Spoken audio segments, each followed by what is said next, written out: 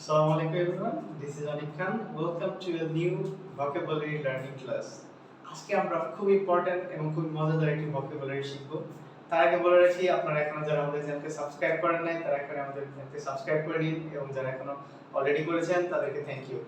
তো চলুন আমরা vocabularyটা দেখি। আজকের vocabularyটা হচ্ছে magnanimous। এটার অর্থ হচ্ছে দয়ালু বা মহানুভব। ঠিক আছে, আপনারা জানেন এই magnanimous হচ্ছে চারটা ভাবে আপনাদের প্রতিযোগিতামূলক পরীক্ষায় আসতে পারে। কিভাবে?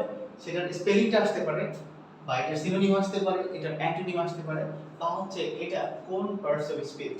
এইজন্য আমি লিখে দিয়েছি এটা হচ্ছে আমাদের কি পার্টস অফ স্পিচ হচ্ছে অ্যাডজেক্টিভ। ঠিক আছে, তো এখন দেখেন এটা হচ্ছে খুব ইম্পর্টেন্ট। দেখেন এখানে এটা হচ্ছে 26তম বিসিএস পরীক্ষা আসছিল, এনএসআই 2017 সালে আসছিল, জাহাঙ্গীরনগর ইউনিভার্সিটিতে 2016 সালে আসছিল, রাজশাহী ইউনিভার্সিটিতে 2015 সালে আসছিল। তো এতগুলো প্রতিযোগিতামূলক পরীক্ষা আসছে, অবশ্যই ভোকাবুলারিটা খুবই ইম্পর্টেন্ট। দেখেন এটার সিনোনিম কি কি আছে আমি লিখে দিয়েছি। বেনভোলেন্ট এটা অর্থ কি দয়ালু বা মহানুভব। জেনারাস অর্থ কি মহানুভব বা দয়ালু। তারপর এটা কি অ্যাট্রোপিস্ট,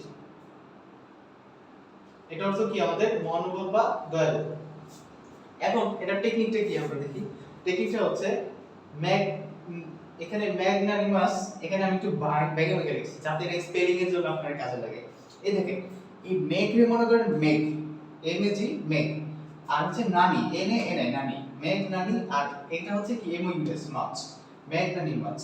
এন্ড এর টেকনিকটা কি দেখেন, মেক থেকে নানিকে মাছ পাঠিয়েছে আল্লাহ সত্যি দয়ালু মহানুভব। ঠিক আছে, এখন এই দেখেন প্রথম হচ্ছে মেক ছিল, মেক নানি মাছ সব মিলা হচ্ছে কি ম্যাগনানিমাস।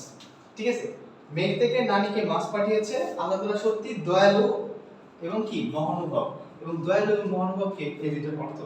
ঠিক আছে, তো আশা করি আমরা ম্যাগনানিমাসের অর্থ এবং স্পেলিংটা আমরা মনে রাখতে পারবো।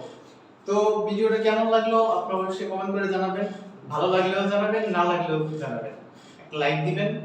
আর এতক্ষণ পর্যন্ত আমরা যারা ভিডিওটা দেখলেন তাদেরকে থ্যাংক ইউ। পরবর্তী ভিডিও দেখার আমন্ত্রণ জানিয়ে আজকে এখানেই শেষ করছি।